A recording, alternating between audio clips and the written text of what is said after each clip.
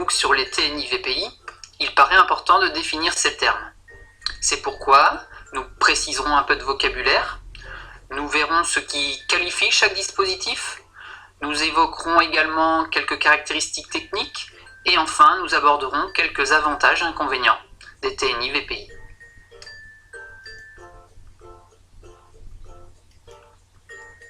Commençons par un peu de vocabulaire. Parmi les solutions interactives numériques utilisées dans l'enseignement, nous pouvons retenir le TNI, tableau numérique interactif, qui est également appelé TBI, tableau blanc interactif.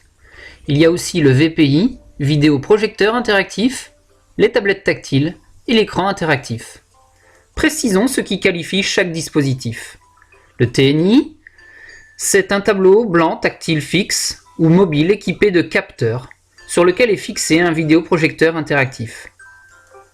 Le VPI, c'est un dispositif qui permet de transformer n'importe quel tableau blanc en surface interactive.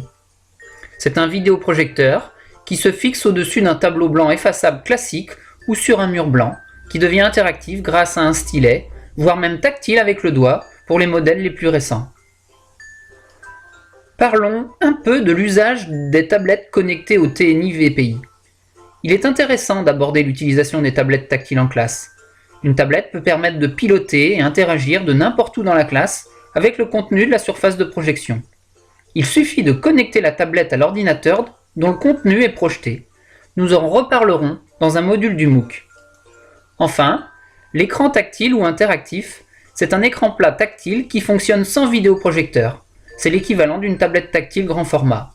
Ce n'est pas une solution qui sera explorée dans ce MOOC. Parlons maintenant de quelques caractéristiques techniques des TNI VPI. Et commençons par la focale ultra courte. Le TNI et le VPI fonctionnent avec un projecteur à focale ultra courte. Cette technologie élaborée permet de projeter une image rectangulaire alors que l'angle de projection est très inférieur à 180 degrés. L'appareil permet de projeter une image de diagonale importante avec un faible recul. Placé au-dessus du tableau, il minimise les problèmes d'ombre et d'éblouissement du vidéoprojecteur classique. Concernant les technologies majeures de vidéoprojection, on peut parler de la technologie LCD, Liquid Crystal Display, qui est moins onéreuse que la technologie DLP, Digital Light Processing, mais elle est plus lumineuse et permet la projection en 3D. Mais nous n'entrerons pas plus dans le détail. Concernant la connectivité, il existe une grande variété des types de connectivité selon les fabricants et l'évolution technologique. Retenons une entrée PC, une entrée micro, une sortie moniteur, une sortie haut-parleur, même si ceux qui sont intégrés sont souvent suffisants pour une salle de classe, un port réseau et régulièrement un port HDMI. Enfin, il est important de dire que pour utiliser les TNI VPI, ils doivent être connectés à un PC. Concernant les avantages et inconvénients, les principaux avantages d'un TNI par rapport aux autres dispositifs sont l'interaction tactile fine et la qualité de l'image projetée. Les principaux inconvénients sont que la plupart des surfaces sont peu adaptées à l'usage des stylos effaçables.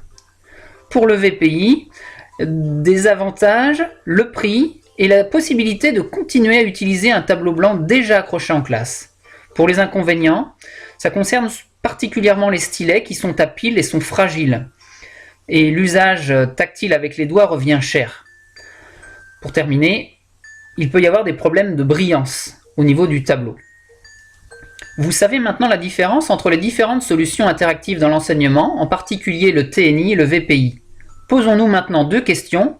Un TNI ou un VPI, pourquoi? Un TNI ou un VPI, comment?